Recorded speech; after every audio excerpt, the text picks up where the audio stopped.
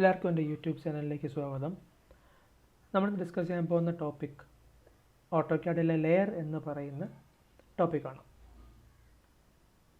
ലെയറിൻ്റെ importance എന്താണ്, layer നമുക്ക് എങ്ങനെ എഫക്റ്റീവായിട്ട് യൂസ് ചെയ്യാം, അങ്ങനെ ഉപയോഗിച്ചാൽ അല്ലെങ്കിൽ ലെയർ ഉപയോഗിച്ചാൽ എന്തൊക്കെ അഡ്വാൻറ്റേജസ് ആണ് നമ്മുടെ ഡ്രോയിങ്ങിൽ ഉണ്ടാവുക എന്നുള്ളത്, എങ്ങനെ നമുക്കൊരു ഒബ്ജക്റ്റിനെ ലെയറിലോട്ട് അസൈൻ ചെയ്യാൻ പറ്റും, എങ്ങനെ ചേഞ്ച് ചെയ്യാൻ പറ്റും എന്നുള്ള കാര്യങ്ങളാണ് നമ്മൾ ഇന്ന് ഡിസ്കസ് ചെയ്യാൻ വേണ്ടി പോകുന്നത്. സോ എല്ലാവർക്കും അറിയാം, നമ്മളെല്ലാം ഡ്രോയിങ് പ്രിപ്പയർ ചെയ്യുമ്പോൾ നമ്മൾ പല ഒബ്ജക്റ്റിനെ വരയ്ക്കാറുണ്ട്.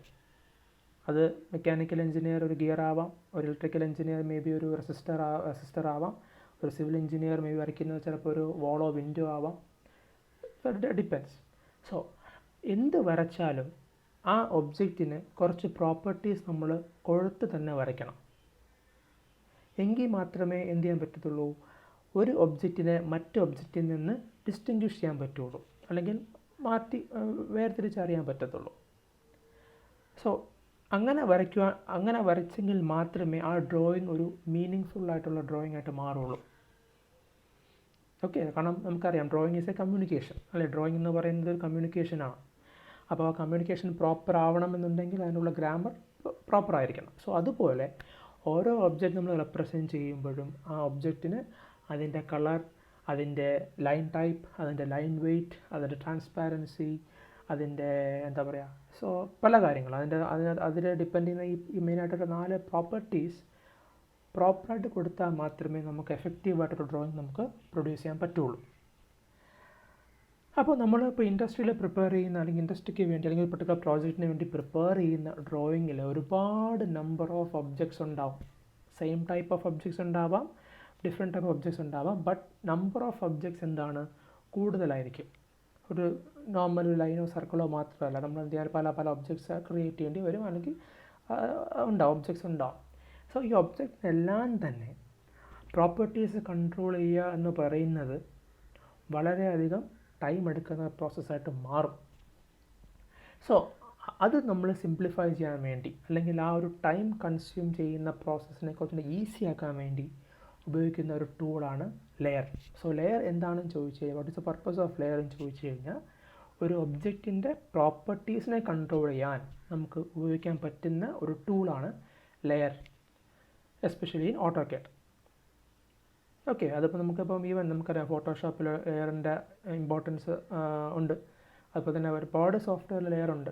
ബട്ട് ഇതിലും അത് തന്നെയാണ് പറയുന്നത്. ഓട്ടോക്യാഡ് ലെയർ എന്തിനാണ് യൂസ് ചെയ്യുന്നതെന്ന് ചോദിച്ചാൽ, എന്താണ്, ടു കൺട്രോൾ ഒബ്ജക്റ്റ് പ്രോപ്പർട്ടീസ്. ഒബ്ജക്റ്റിൻ്റെ പ്രോപ്പർട്ടീസ് എന്താണ്? അതിൻ്റെ കളറാവാം, അതിൻ്റെ ലൈൻ വെയ്റ്റ് ആവാം, ട്രാൻസ്പാരൻസി ആവാം, അതിൻ്റെ ലൈൻ ടൈപ്പ് ആവാം. ഇതൊക്കെയാണ് അതിൻ്റെ പ്രോപ്പർട്ടീസ്. ഇതെങ്ങനെ നമുക്ക് എഫക്റ്റീവായിട്ട് കൺട്രോൾ ചെയ്യാമെന്നുള്ളതാണ്. അപ്പോൾ നമ്മൾ ഈ മുന്നേ കാണുന്ന ഡ്രോയിങ് വളരെ സിമ്പിൾ ഡ്രോയിങ് ആണ്. കാരണം ഇതിനകത്ത് നമുക്ക് എണ്ണിയാൽ തന്നെ അറിയാം, ഒരു ലെസ് ദാൻ 10 കമ്പോണൻസേ ഉള്ളൂ, അല്ലെങ്കിൽ ലെസ് ദാൻ 10 ഒബ്ജക്ട്സേ ഉള്ളൂ. ബട്ട് ഒരു ആക്ച്വൽ ഡ്രോയിങ് ഞാൻ പറഞ്ഞു ഒരുപാട് നമ്പർ ഓഫ് ഒബ്ജക്ട്സ് ഉണ്ടാവും. അപ്പോൾ ലെയറിൻ്റെ ഒക്കെ ഉപയോഗം നമുക്ക് മെയിനായിട്ട് വരുന്നത് വൺസ് നമ്മൾ ഡ്രോയിങ് ക്രിയേറ്റ് ചെയ്തതിന് ശേഷം എഡിറ്റ് ചെയ്യുമ്പോഴൊക്കെയാണ്, അല്ലേ? റിവിഷൻസ് വരും. ഒരു ഡ്രോയിങ് നമ്മൾ പ്രിപ്പയർ ചെയ്തതിന് ശേഷം ഒബ്വിയസ്ലി ഒരുപാട് നമ്പർ ഓഫ് റിവിഷൻസ് വരുന്നത് സ്വാഭാവികമാണ്, ക്വൈറ്റ് നാച്ചുറലാണ്. അപ്പോൾ ഈ പറയുന്ന ലെയർ എന്ന് പറയുന്ന ടൂൾ നിങ്ങൾ എഫക്റ്റീവായിട്ട് യൂസ് ചെയ്തില്ല എന്നുണ്ടെങ്കിൽ റിവിഷൻ ചെയ്യുന്നത് വളരെയധികം കഷ്ടമായിട്ടുള്ളൊരു ജോബായിട്ട് മാറും. It will take time. നമുക്കതന്നെ അറിയാം, കാരണം ഒരു പ്രോജക്റ്റിനെ സംബന്ധിച്ചൊരു ഡെഡ് ലൈൻ ഉണ്ടാവും, അല്ലേ? അല്ലെങ്കിൽ നമുക്ക് അസൈൻ ചെയ്യുന്ന വർക്കിന് ഒരു ടൈം ലൈൻ ഉണ്ട്. വിത്തിൻ ദ ടൈം ഫ്രെയിം നമ്മൾ കംപ്ലീറ്റ് ചെയ്ത് കൊടുക്കണം. സോ അതിനൊക്കെ നമുക്ക് ഈ പറയുന്ന ലെയർ വളരെ അധികം യൂസ്ഫുള്ളാണ്. സോ നമുക്ക് എങ്ങനെ ലെയർ എഫക്റ്റീവായിട്ട് യൂസ് ചെയ്യാം, എങ്ങനെ ലെയർ ക്രിയേറ്റ് ചെയ്യാം എന്നുള്ളത് നോക്കാം. എന്നിട്ട് ലെയറിൽ എങ്ങനെ ഒരു ഒബ്ജക്റ്റിനെ അസൈൻ ചെയ്യുന്നു, ആൻഡ് വൈസ് വേഴ്സ തിരിച്ചും എങ്ങനെ ചെയ്യാം എന്നുള്ളത് നോക്കാം. സോ ആദ്യം എന്താണ്, അപ്പോൾ എങ്ങനെ നമ്മൾ ലെയർ ക്രിയേറ്റ് ചെയ്യുന്നു എന്നുള്ളതാണ്. ലെയർ ക്രിയേറ്റ് ചെയ്യാൻ വേണ്ടി നിങ്ങൾ യൂസ് ചെയ്യേണ്ട ഏരിയ ഈ പറയുന്ന ലെയർ പ്രോപ്പർട്ടീസ് എന്ന് പറയുന്ന ടാബാണ്. Okay, manages layer and properties. അപ്പോൾ ഈ പറയുന്ന ടാബാണ് നമ്മൾ യൂസ് ചെയ്യേണ്ടത്. സോ ക്ലിക്ക് ചെയ്യാം. സോ യു ക്യാൻ സി, ഇത് കണ്ടോ, അപ്പോൾ ഇത് ലെയർ പ്രോപ്പർട്ടീസ് എന്ന് പറയുന്ന ഒരു വിൻഡോ ആണ്. ഇതിനകത്ത് ഈ കാണുന്ന എന്താണെന്ന് നോക്കാം. ദിസ് ഇസ് സ്റ്റാറ്റസ്, നെയിം, പിന്നെ അതിൻ്റെ ഓൺ, ഓഫ്, ഫ്രീസ്, പിന്നെ എന്താണ് ലോക്ക്, ഇങ്ങനെ പല പ്രോപ്പർട്ടീസ് പറയുന്നുണ്ട്. അപ്പോൾ ഇത് ഒരു ഒബ്ജക്റ്റിനെ സംബന്ധിച്ച് ഇതിൻ്റെ പ്രോപ്പർട്ടീസ് പറഞ്ഞാൽ ഇതൊക്കെയാണ് എൻ്റെ പ്രോപ്പർട്ടീസ്. എൻ്റെ on off, freeze, lock, colour, line type, line weight, transparency, plot style, plot, ഇതെല്ലാം എന്താണ് ആ ഒബ്ജക്റ്റിൻ്റെ പ്രോപ്പർട്ടിയാണ്. ഇതെല്ലാം കൺട്രോളിനാണ് നമ്മൾ പോകുന്നത് യൂസിങ് ലെയർ. അപ്പോൾ ഇതിപ്പം ഓൾറെഡി ആരോ ക്രിയേറ്റ് ചെയ്ത ഡ്രോയിങ് ആണ്. സോ അതിൽ പുള്ളി എന്ത് ചെയ്തു, ഇത്രയും നമ്പർ ഓഫ് ലെയേഴ്സ് ക്രിയേറ്റ് ചെയ്തിട്ടുണ്ട്. സോ നമുക്ക് നോക്കാം 1 by 1 അല്ലെങ്കിൽ എങ്ങനെ ഒരു ലെയറിനെ ക്രിയേറ്റ് ചെയ്യുന്നത് നോക്കാം. സോ അതിനായിട്ട് ആദ്യം ഞാനൊരു ജസ്റ്റ് ഒരു സാമ്പിൾ ഡ്രോയിങ്, ചുമ്മാ ഒരു വെറുതെ ഒരു ഡ്രോയിങ് ഓപ്പൺ ചെയ്യുവാണ്. ഒരു എംപ്റ്റി ഡ്രോയിങ്, പുതിയ ഡ്രോയിങ്. സോ അപ്പോൾ ഇവിടെ നമ്മൾ ഈ പ്രോപ്പർട്ടീസ് ക്ലിക്ക് ചെയ്യുന്നു. നിങ്ങൾക്ക് പ്രോപ്പർട്ടീസ് ക്ലിക്ക് ചെയ്യാം, ഇല്ല എങ്കിൽ LA എന്ന് പറയുന്ന 2 letters കമാൻഡ് ബാറിൽ ടൈപ്പ് ചെയ്താലും മതി. Press enter. അപ്പോൾ നമുക്ക് സെയിം വിൻഡോ ആണ് വരുന്നത്. സോ അതാണ് ഓൾട്ടർനേറ്റ് മെത്തഡാണ്. ഞാൻ പറയുന്നത് എപ്പോഴും കീബോർഡ് ഷോർട്ട് കട്ട്സ് തന്നെ യൂസ് ചെയ്യുക ഫോർ ഫാസ്റ്റർ ഡ്രോയിങ്. നമ്മൾ പെട്ടെന്ന് പ്രൊഡക്റ്റീവായിട്ട് നമുക്ക് വർക്ക് ചെയ്യണമെന്നുണ്ടെങ്കിൽ ഈ പറയുന്ന കമാൻഡ് വളരെയധികം യൂസ്ഫുള്ളാണ്. നമ്മൾ ഒരു പർട്ടിക്കുലർ ടാബിൻ്റെ അല്ലെങ്കിൽ പർട്ടിക്കുലർ ബട്ടൻ്റെ പാത്ത് നോക്കി അല്ലെങ്കിൽ പാത്ത് പഠിക്കുന്നതിനേക്കാൾ എന്തുകൊണ്ടും എളുപ്പം കമാൻഡ് പഠിക്കുന്നതാണ്. സോ കമാൻഡ് എന്താണ്, LA എന്നാണ് കമാൻഡ്. സോ ഞാൻ കമാൻഡ് ടൈപ്പ് ചെയ്യുന്നു, LA എൻ്റർ. സോ ആ വിൻഡോ വന്നു.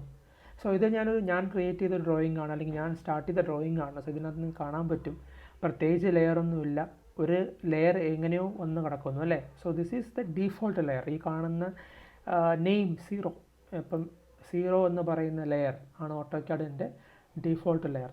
അതായത് നമ്മൾ ക്രിയേറ്റ് ചെയ്തില്ല എങ്കിൽ കൂടി ഡീഫോൾട്ടായിട്ട് കിടക്കുന്ന ലെയർ എന്താണ്, 0 ആണ്. അതായത് നമ്മൾ വരയ്ക്കുന്നതെല്ലാം തന്നെ എന്താണ്, നമ്മൾ ലെയർ അസൈൻ ചെയ്തില്ല എങ്കിൽ വരയ്ക്കുന്ന ഒബ്ജക്റ്റെല്ലാം 0 ലെയറിലാണ് വീഴുന്നത്. ഓക്കെ, സോ അതിൻ്റെ പ്രോപ്പർട്ടീസ് നമുക്ക് ഇങ്ങോട്ട് കാണാം. സോ ഫസ്റ്റ് ഓഫ് ഓൾ എങ്ങനെ ലെയർ ക്രിയേറ്റ് ചെയ്യാം. ലെയർ ക്രിയേറ്റ് ചെയ്യാൻ വളരെ സിമ്പിളാണ്. ഇവിടെ കണ്ടോ, ഈ ബട്ടൺ യൂസ് ചെയ്താൽ മതി, ന്യൂ ലെയർ.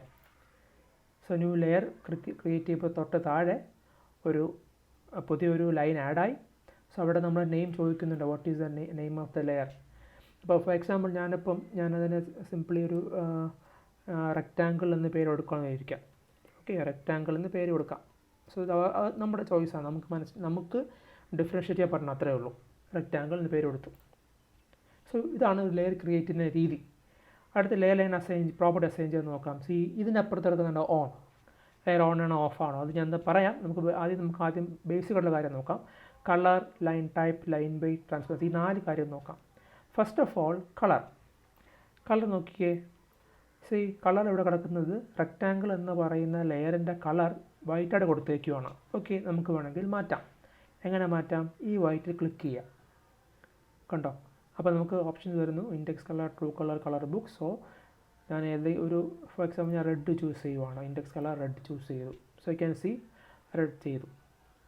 ഓക്കെ, എനിക്ക് ഞാനിപ്പോൾ ലൈൻ ടൈപ്പ് മാറ്റണം എന്നുണ്ടെങ്കിൽ ലൈൻ ടൈപ്പ് ക്ലിക്ക് ചെയ്യുക. സോ ഇവിടെ കണ്ടോ, സോളിഡ് ലൈൻ മാത്രമേ ഉള്ളൂ. സോ ലോഡ് ചെയ്യാം. ഇപ്പോൾ ഫോർ എക്സാമ്പിൾ ഞാനിപ്പോൾ ഐസോ ഡാഷ് എന്ന ലോഡ് ചെയ്യുന്നു. സോ ഈ പറയുന്ന ലൈൻ ടൈപ്പ് ചൂസ് ചെയ്യുന്നു. സോ യു ക്യാൻ സി ഇവിടെ കണ്ടോ, ഇവിടെ ഡിഫറൻസ് കണ്ടോ.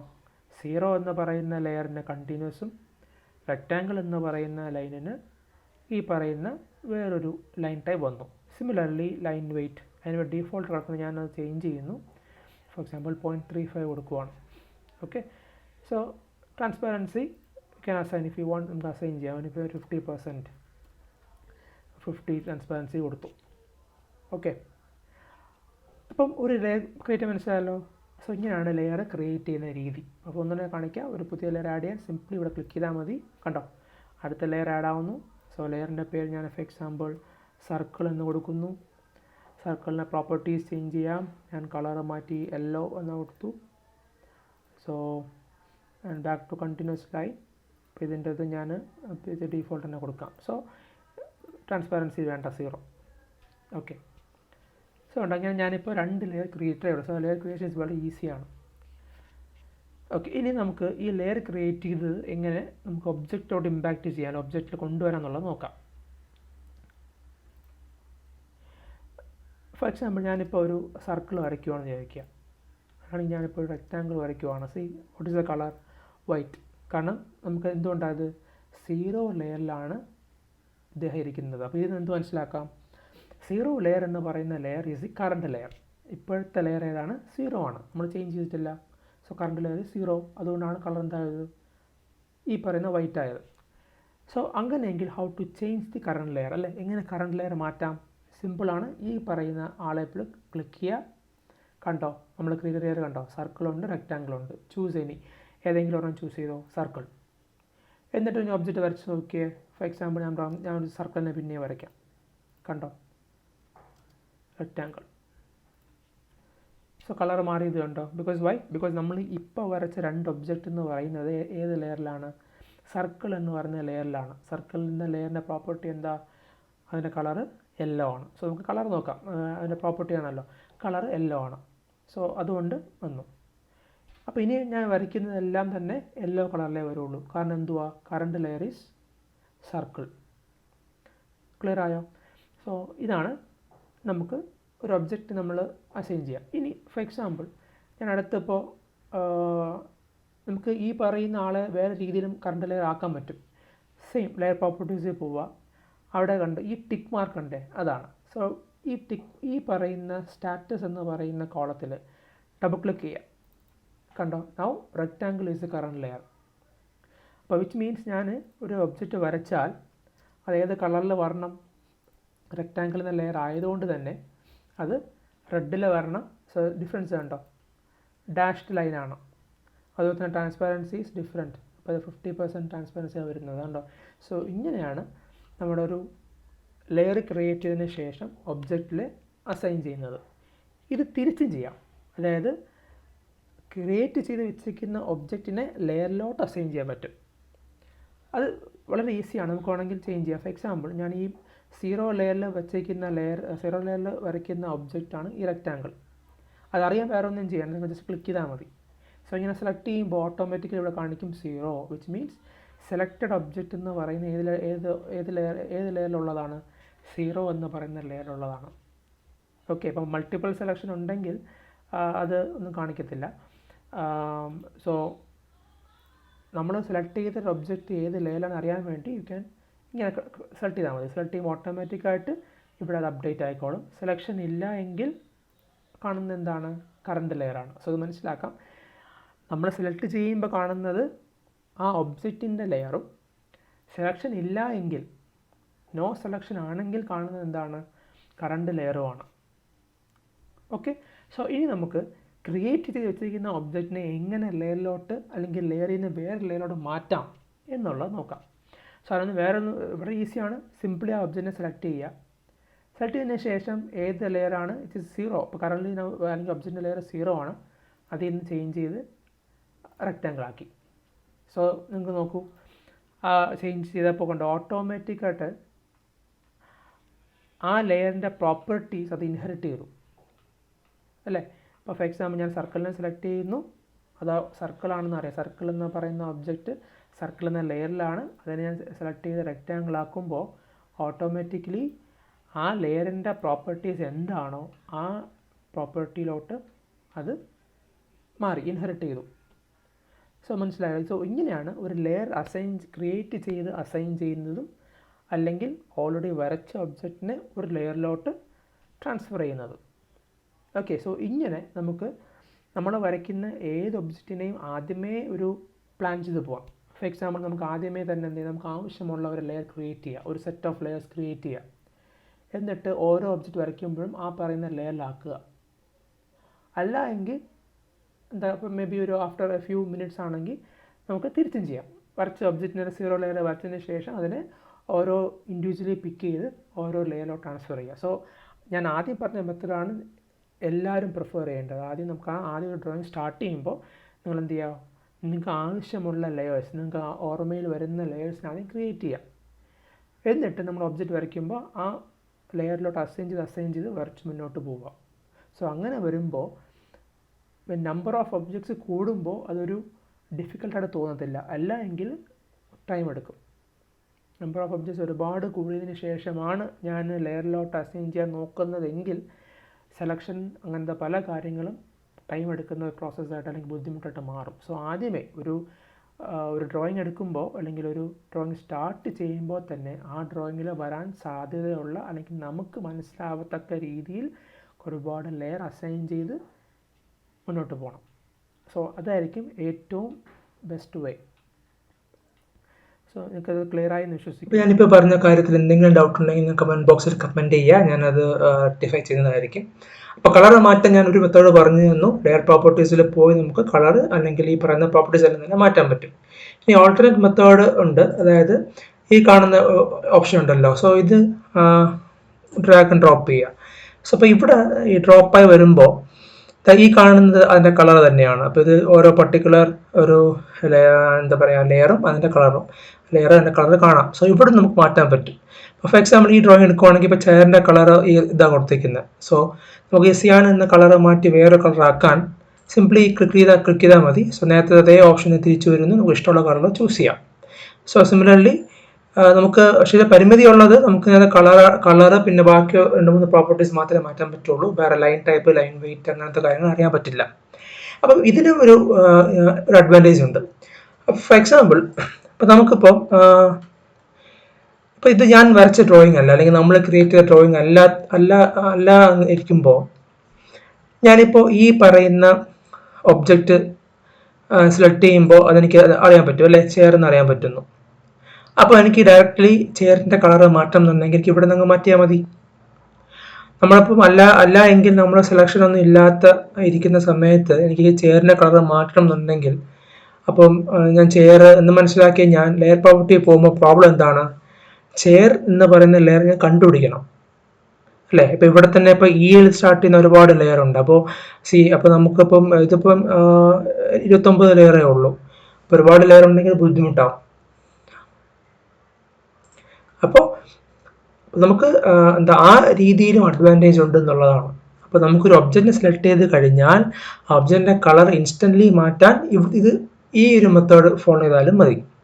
അല്ലാതെ നമുക്ക് ആ ലെയറിനെ മനസ്സിലാക്കി ഞാൻ പിന്നെ ലെയർ പ്രോപ്പർട്ടീസിൽ പോയി ആ ലെയർ എവിടെയാണെന്ന് സെർച്ച് ചെയ്ത് കണ്ടുപിടിക്കേണ്ട ആവശ്യമില്ല. ഓക്കെ, അപ്പോൾ ഇതിൻ്റെ സിനാരിയോ ഒരു എക്സാമ്പിളായിട്ടൊന്ന് പറയാം. അപ്പോൾ ഇവിടെ തന്നെ നോക്കുക. അപ്പോൾ ഇവിടെ നമ്മളിപ്പോൾ ചെയർ എന്ന് പറയുന്ന ലെയറിൽ ഒരുപാട് നമ്പർ ഓഫ് ചെയർസ് ഓൾറെഡി വരച്ചിട്ടുണ്ട്. അപ്പം ഈ ചെയർ എന്ന് പറയുന്നത് ഒരു സിംഗിൾ ലെയർ ആയതുകൊണ്ട് തന്നെ ആ ചെയർ എന്ന് പറയുന്ന ലെയറിൻ്റെ പ്രോപ്പർട്ടി എനിക്ക് ഈസി കൺട്രോൾ ചെയ്യാൻ പറ്റും. നോക്കൂ, ഞാനിപ്പോൾ ഇത് റെഡ് ആക്കുന്നു. സോ യു ക്യാൻ സി, കണ്ടോ, എല്ലാ ചെയറും റെഡായി. എനിക്ക് റെഡ് വേണ്ട, വേറൊരു കളർ ആക്കണമെന്നുണ്ടെങ്കിൽ സിമിലർലി ഞാനിപ്പോൾ ചെയർ സെലക്ട് ചെയ്യുന്നു, കളർ സെലക്ട് ചെയ്യുന്നു, ഞാൻ തിരിച്ച് മജന്ത ആക്കുന്നു. ഉണ്ടോ, മജന്ത. ഫോർ എക്സാമ്പിൾ ഇപ്പോൾ ഞാൻ ഇത് സെലക്ട് ചെയ്യുമ്പോൾ ഇതിൻ്റെ ലെയർ ഒരു ബ്ലോക്ക് ആയിട്ടാണ് ചെയ്യുന്നത്. ഒരു മിനിറ്റ്. സെലക്ട് ചെയ്യുമ്പോൾ ഈ ലെയർ ഏതാ, ഫർണിച്ചർ എന്ന ലെയർ കൊടുത്തേക്കുന്നത്. സോ ഫർണിച്ചർ എന്ന ലെയർ ഗ്രീൻ കളർ കൊടുത്തേക്കുന്നത്. സോ ഞാൻ ഗ്രീൻ കളർ മാറ്റുന്നു. സോ ഞാൻ ചേഞ്ച് ചെയ്ത് ഞാനിപ്പോൾ ഫോർ എക്സാമ്പിൾ റെഡ് ആക്കുന്നു. കണ്ടോ, കളർ മാറ്റുന്നുണ്ടോ. സോ അങ്ങനെ കണ്ടോ, ഒരു സിംഗിൾ ക്ലിക്കിൽ ആ പറയുന്ന അല്ലെങ്കിൽ ആ ലെയറിലുള്ള ഏതൊക്കെ ഒബ്ജക്റ്റ് ഉണ്ടോ ആ ഒബ്ജക്റ്റ് എല്ലാത്തിൻ്റെയും കളർ അല്ലെങ്കിൽ എല്ലാത്തിൻ്റെയും പ്രോപ്പർട്ടീസ് നമ്മൾ റീഡിഫൈൻ ചെയ്യുവാണ്. ഓക്കെ, അപ്പോൾ ഇതാണ് ഞാൻ പറഞ്ഞത്. ഇപ്പോൾ നമുക്കൊരു n നമ്പർ ഓഫ് ഒബ്ജക്ട്സ് ഒരു ഡ്രോയിങ്ങിൽ ഉണ്ടെങ്കിൽ ആ n നമ്പർ ഓഫ് ഒബ്ജക്ട്സിൻ്റെ properties with help of a layer നമുക്ക് ഈസിലി കൺട്രോൾ ചെയ്യാൻ പറ്റും. സോ ഇതാണ് നമ്മുടെ കൺക്ലൂഷൻ. നമുക്കൊരു n നമ്പർ ഓഫ് ഒബ്ജക്ട്സ് ഒരു ലെയർ ഒരു ഡ്രോയിങ്ങിൽ ഉണ്ടെങ്കിൽ നമുക്ക് അതിൻ്റെ പ്രോപ്പർട്ടീസ് വളരെ എഫക്റ്റീവായിട്ട് കൺട്രോൾ ചെയ്യണമെന്നുണ്ടെങ്കിൽ you have to use layer. Okay, അതാണ് നമ്മുടെ ലെയറിൻ്റെ അഡ്വാൻറ്റേജ്. നമ്മളിപ്പോൾ നമുക്ക് ഏത് ജോലി ലൈക്ക് ഓട്ടോക്യാഡായിട്ട് ബന്ധപ്പെട്ട ഏത് ജോലി നമ്മൾ എടുത്താലും ലെയർ എന്ന് പറയുന്നത് വളരെയധികം യൂസ്ഫുൾ ആവുന്നൊരു ടോപ്പിക്കും കൂടിയാണ്. ഓക്കെ, സോ അപ്പോൾ നമുക്ക് ഇതിൻ്റെ കളർ അസൈൻ ചെയ്യുന്ന രീതി ആൻഡ് ഹൗ ലെയറിൻ്റെ ഇമ്പാക്റ്റ് കണ്ടോ, ലെയറിൻ്റെ ടൂൾ ഇമ്പാക്റ്റ് മനസ്സിലായി വിശ്വസിക്കുന്നു. എന്തെങ്കിലും ഡൗട്ട് ഉണ്ടെങ്കിൽ നിങ്ങൾ കമൻറ്റ് ബോക്സിൽ കമൻറ്റ് ചെയ്യാം. ഓക്കെ, സോ അടുത്ത നോക്കാൻ പോകുന്നത്, സോ ഇത്ര ഞാൻ പറഞ്ഞ കാര്യത്തിൽ എന്തെങ്കിലും ഡൗട്ട് ഉണ്ടെങ്കിൽ നിങ്ങൾക്ക് കമൻറ്റ് സെക്ഷനിൽ കമൻറ്റ് ചെയ്യാം. സോ നമ്മൾ അപ്പോൾ ലെയറിൻ്റെ ഇമ്പോർട്ടൻസ് ഇതാണ്. ലെയർ വളരെ യൂസ്ഫുൾ ആയിട്ടുള്ള ടൂളാണ്. അപ്പോൾ അത് നമുക്ക് എഫക്റ്റീവായിട്ട് ഉപയോഗിക്കാൻ അറിഞ്ഞിരിക്കണം ഓട്ടോക്യാഡിനെ സംബന്ധിച്ചിടത്തോളം. സോ ഇത് ഇത്രയേ ഉള്ളൂ പാർട്ട് 1. അപ്പോൾ അടുത്ത പാർട്ട് 2 ഞാൻ ഉടനെ വരുന്നതായിരിക്കും. സോ എന്തെങ്കിലും ഡൗട്ട് ഉണ്ടെങ്കിൽ പ്ലീസ് കമൻറ്റ് സെക്ഷനിൽ കമൻറ്റ് ചെയ്യുക. ചാനൽ വീഡിയോ ഇഷ്ടപ്പെട്ടു എന്ന് വിശ്വസിക്കുന്നു.